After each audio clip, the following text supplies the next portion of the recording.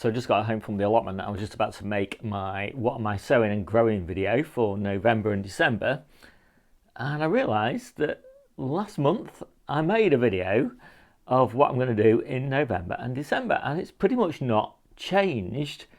You know, although it was my preliminary plan for those months, it's not really changed. So I'm just downloaded it from YouTube, and I'm just going to attach it to the end of this video, so it saves me half an hour's work. So if you've already seen that one, then you might not want to watch this one again.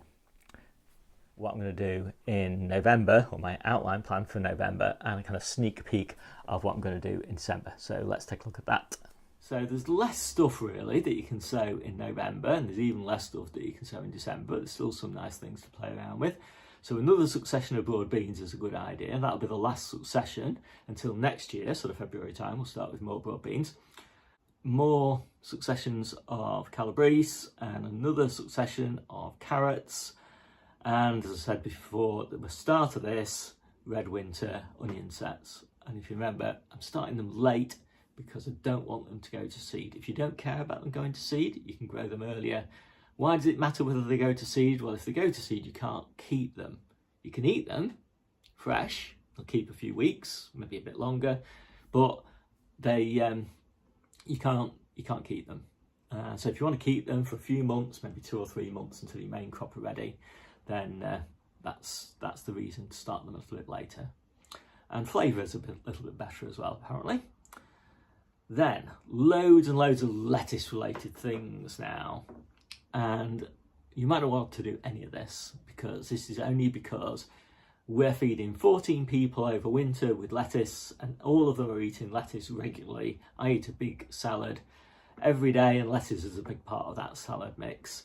And so when you're picking, 20 boxes of lettuce, 2 litre boxes, like 40 litres of salad, all the way through the middle of winter, you've got to play some tricks if you want to get really top quality lettuces all the way through that time. And these are the tricks that I play. So the main trick is, of course, having plenty in the ground at the moment, and that's what we're eating all the way through until probably almost the end of the year. I would say we'll be eating the stuff from the ground.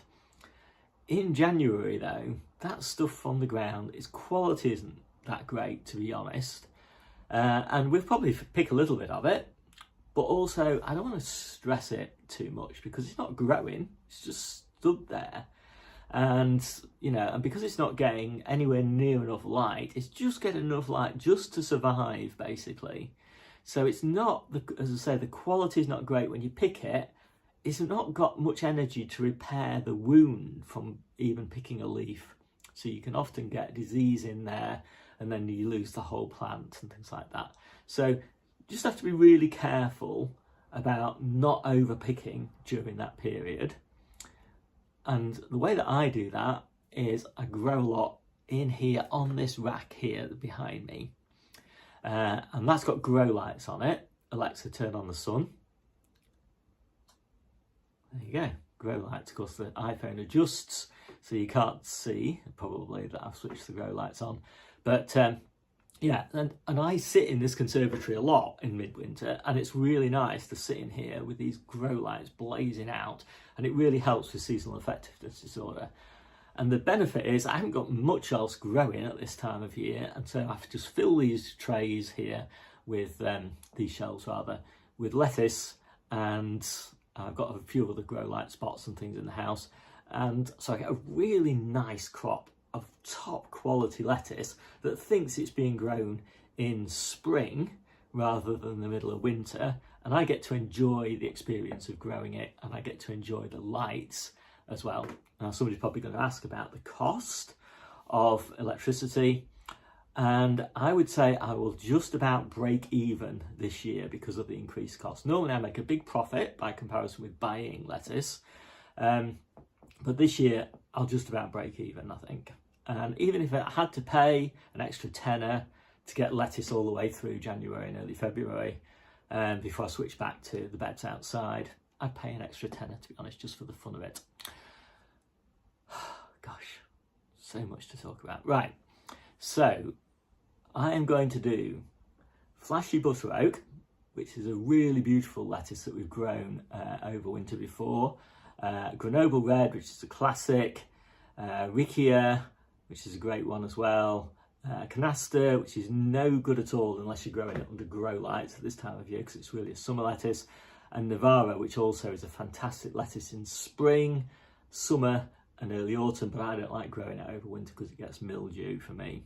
So those are the lettuces. Oh, and it's red, of course, and red things don't really grow very well over winter because photosynthesis isn't as efficient in red leaves as it is in green leaves, and you need it to be as efficient as possible, obviously, in the middle of winter. So I'm doing 2 batches of each of those lettuces, and the reason I'm doing 2 is because of these harvest dates. So the first batch is going to be harvested in January, as I said, when you really want it, January through until the middle of February. And the second batch is going to be planted in low tunnels or coal frames, and that'll be ready in March. So it gives me a kind of nice continuity. Of course, I'll have overwintered lettuces as well that are starting to come out in March, but these are my favourite spring lettuces, not the winter lettuces. So winter lettuces are all well and good if you haven't got a choice, but I want to be eating spring lettuces in spring, so I plant them in late November, and then they'll grow slowly through December, and they actually do grow a little bit, young lettuces, and they'll grow slowly even through January. You do notice a little bit of growth, and then in February they'll start to pick up, and then in March, sort of late March probably, they'll be ready for harvest. So that's the way I get my spring lettuces really early, and it's good for me because what I find is I've got beds coming free. I've got beds that had radicchio in them. I've got beds that had Asian greens in them. And I got beds that had, I don't know what else, probably field beans in them, things like that. So those beds start to come free for me. And so I just plant these lettuces for this early March harvest. So that's why I've got all these lettuces, different successions, lots of different varieties. And of course the variety is just because, variety is the spice of life. So then final batch of Brussels sprouts for that early harvest. Although I've done 3 successions, I might only ever plant 2 of those. And that's just because, again, say, weather variability and all of that I just talked about. Probably only 2 of those will end up thriving. So those will 2 get planted. So then we come to winter density, and I've got a few, and Novara, and these have got a different harvest date. These have got a date of April. So those 2 are going to be planted in December for harvest in April and May as head lettuce. And I normally over winter I'm just harvesting individual leaves. I tell you, I get really fed up of harvesting individual leaves by the time we get through to April. I'm getting really busy at that time and just, I'm safeguarding my back and my knees. It's so much easier just to cut off a head and then process it while I'm standing up. And of course, the quality of those heads, the inner leaves particularly of those heads, is amazing by comparison with the outer leaves of a lettuce that's been growing over winter. So that's why I've got another succession. I'm just a bit of a lettuce buff. As I say, you might not want to do any of these things related to lettuce. You might just want to plant them out in September and early October and just eat all those all the way through winter, which you can do. And if you're happy with that, then don't mess around. But if you like having fun, then, having fun growing lettuces, then that's what I do. So then we'll come to December very quickly. Very little gets done in December.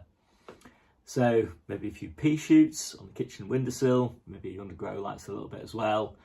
I am going to try, this is another experimental sowing, a batch of carrots, same varieties that I did in November, but I'm going to put them in containers down here so they get a little bit of grow lights, and they'll germinate in this conservatory because it's nice and warm, and they'll get a little bit of grow light, so I'll sort of think they're back in the middle of October, November sort of time, and then I'll move them to the polytunnel maybe in early January or something like that. And I just want to see how that compares with starting them a month or 6 weeks earlier, and just an experiment. Why not? I've got the space in here at that time of year, and yeah, they may grow really well and they may not.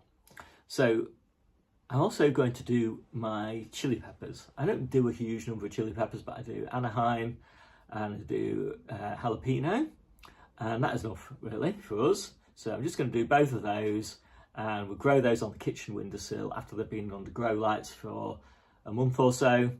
And yeah, they do really well, and we get really nice early chili peppers in, I don't know, about June sort of time. And I'm also going to do one batch, not very many, 12 sweet peppers, and I'm only going to do long yellow Ringo. Now this is a little bit tricky to get hold of, I think. I got the sun in my eyes. I get mine from Jerry at growseed.co.uk. Fantastic. It's my absolute favourite pepper to grow. It's a yellow one, and it comes super early, and then you'll get another harvest in sort of like, well, a continuous harvest really from July all the way through until now, from the same bed. And so it's fantastic. These are going to go in the polytunnel, as I say, not that many of them. They'll go under fleece in May, fleece at night. And the trick to growing any pepper, chili or sweet, is to keep them above about 11 degrees centigrade. I think that's 55 degrees Fahrenheit all the time. So all, you know, it's obviously germinate them in a propagator or sunny windowsill or something. And then once they're germinated, just keep them above 55 or 10 degrees centigrade all the time. So even when you come to plant them out, don't think about it being frost free. Think about it being above 10 degrees, 11 degrees rather centigrade. So that's the peppers. And just over the years, I've tried all sorts of different varieties, and just long yellow Ringo is just so superior as an early pepper. The only thing you need to bear in mind is with early peppers, the first couple of plants, the first couple of fruits off a plant, you might find that they get blossom end rot because they're kind of been growing in the cold. They've not been absorbing calcium very effectively from that cold ground, so you get blossom end rot. But you know, after that, they're fine. So you just pick those first couple off, and they're fine. So then I'll also do Tough Ball and Leela and Guardsman. So 3 onions. I tried this again last year. It was really successful. I was really quite surprised. But the Tough Ball really seems to benefit from that early sowing. So Tough Ball is something you could sow back in August even, for harvest in June. But I found that I got a really nice harvest at the beginning of July from a December sowing. And of course that means, you know, you've got a bed that you can grow all the way through October, November, December, January, February. That's a lot of harvests that you could be doing in that bed that you would put the Tough Ball in if you'd started it in August. And they plant this out in March. So you start it in December, plant it out at the beginning of March or late February or something like that, basically as soon as you've got some space that comes free, and you're only a few weeks later. So I only do a small number of Tough Ball earlier in the year and do most of mine later because there's just not a lot of point. You get that extra harvest for very little extra waiting time. Leela is just a beautiful salad onion, so I like to get that started as soon as possible, although I've got about 1,500 salad onions in the ground at the moment. By about May time, they're kind of coming to the end, or their quality is deteriorating a bit. They're getting a bit big and tough by comparison. So I want new season ones in May that have grown over a short period. They're fresher, they're crisper. And that's why I'm doing Leela and Guardsman. And that's it. So, as I said, everything that I talked about is down in the description below with links, including a link to the database that I'm using here, which I created, and you can download that. Well, you don't actually download it, but you can download an app for your phone and then connect to the database in the cloud. And you can take a copy of my database with my data in it and then customize it to your heart's content. All I'll say is if you're interested in the database, you might want to wait until early next year, because it will have a new version and it'll be vastly improved, because the version that I'm using here is way better than the version that's kind of publicly available right now, and I just need to kind of do a few tweaks to this version which is optimized for my needs and make it suitable for everybody else. Anyway, my name's Steve, this is the Seaside Kitchen Garden and Llama channel, and I'll see you soon.